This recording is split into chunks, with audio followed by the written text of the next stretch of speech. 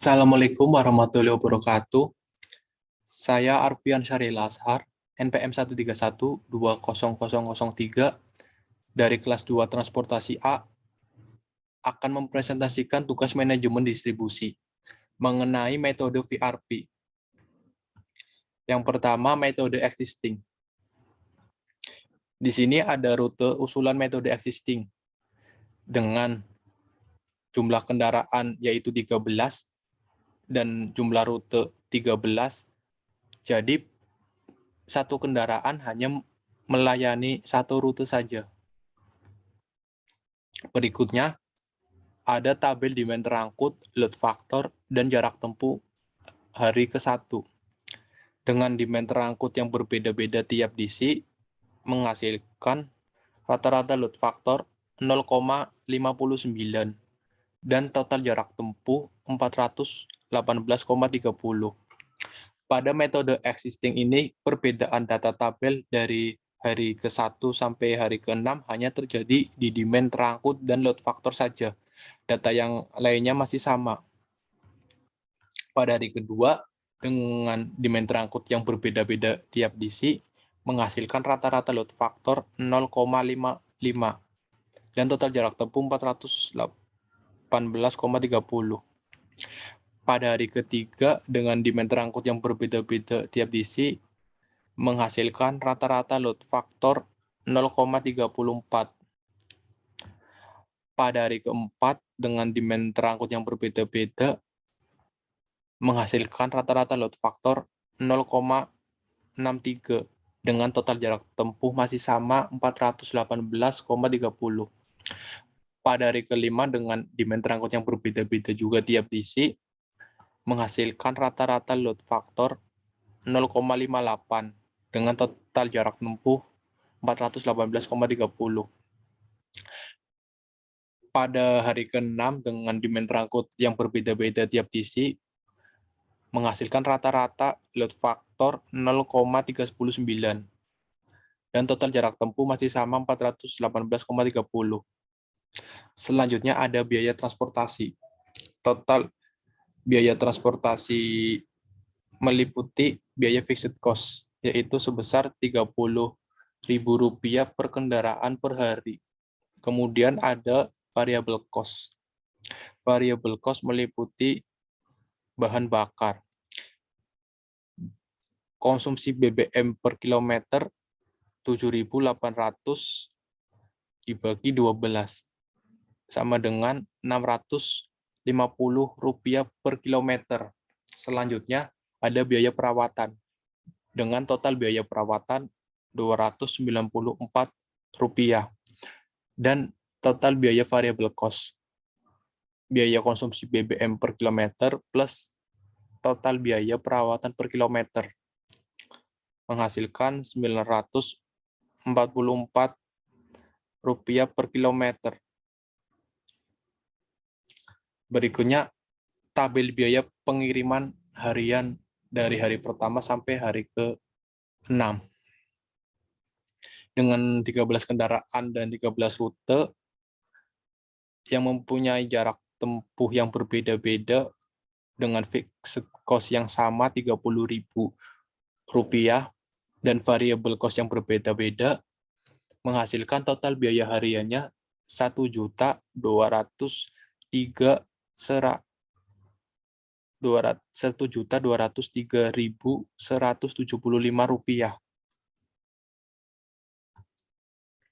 Yang kedua, metode algoritma Nares-Nigbur heuristik.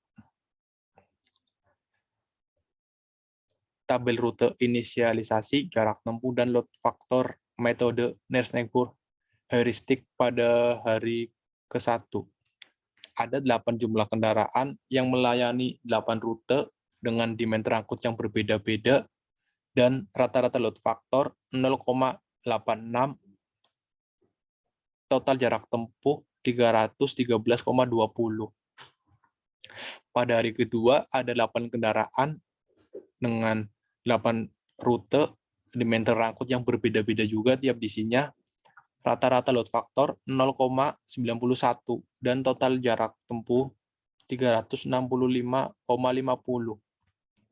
Pada hari ketiga, ada 5 kendaraan yang beroperasi dengan melayani 5 rute dengan demand terangkut yang berbeda-beda dan rata-rata load factor 0,91, total jarak tempuh 353. Pada hari keempat, ada 10 kendaraan yang melayani 10 rute dengan demand terangkut yang berbeda-beda tiap diisi, diperoleh rata-rata load factor 0,83 dan total jarak tempuh 372,7. Pada hari kelima, ada 8 kendaraan dengan melayani 8 rute dan demand terangkut yang berbeda-beda juga tiap diisi, diperoleh rata-rata load factor 0,96 dan total jarak tempuh 334,2. Pada hari ke-6, ada 6 kendaraan yang melayani 6 rute dengan demand terangkut yang berbeda-beda dengan rata-rata load factor 0,85 dan total jarak tempuh 299,9. Berikutnya ada tabel biaya pengiriman. Hari pertama, dengan 8 kendaraan dan 8 rute dengan jarak tempuh yang berbeda-beda, dengan fixed cost yang sama dan variable cost yang berbeda-beda, diperoleh total biaya hariannya Rp535.660.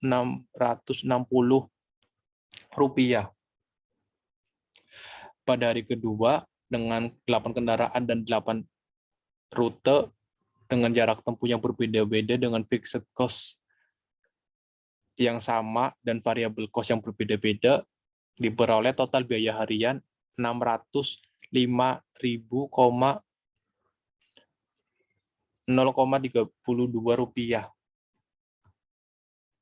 Pada hari ketiga, dengan jumlah kendaraan 5 dan hanya melayani 5 rute dengan jarak tempuh yang berbeda-beda dengan fixed cost yang sama Rp30.000 dan variable cost yang berbeda-beda tiap diisi, diperoleh total biaya harian Rp483.232.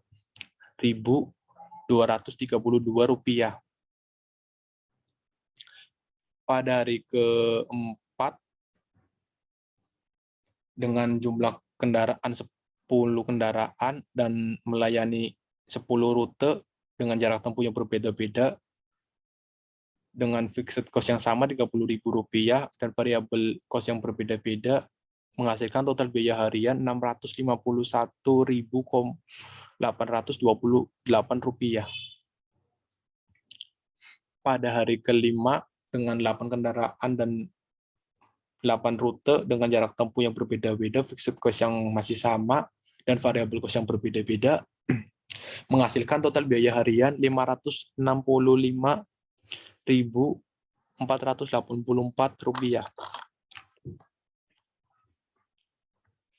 Pada hari ke-6, ada 6 kendaraan yang melayani 6 rute dengan jarak tempuh yang berbeda-beda, fixed cost yang sama, dan variable cost yang berbeda-beda tiap diisi, maka diperoleh total biaya harian Rp463.106.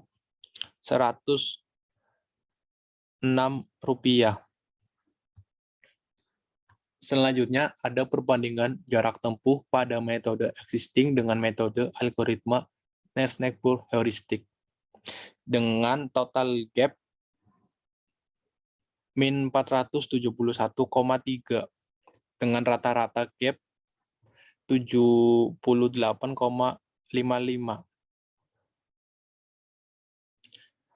Selanjutnya, ada perbandingan biaya pada metode existing dengan metode algoritma Nash-Neighbor heuristic. Dengan total gap min 328% dengan rata-rata gap-nya min 54%. Dan yang terakhir, perbandingan load factor pada metode existing dengan metode algoritma Nash-Neighbor heuristic. Dengan total gap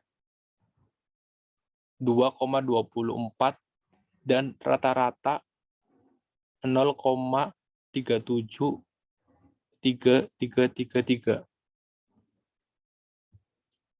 Sekian dari saya, kurang lebihnya mohon maaf, saya akhiri. Wassalamualaikum warahmatullahi wabarakatuh.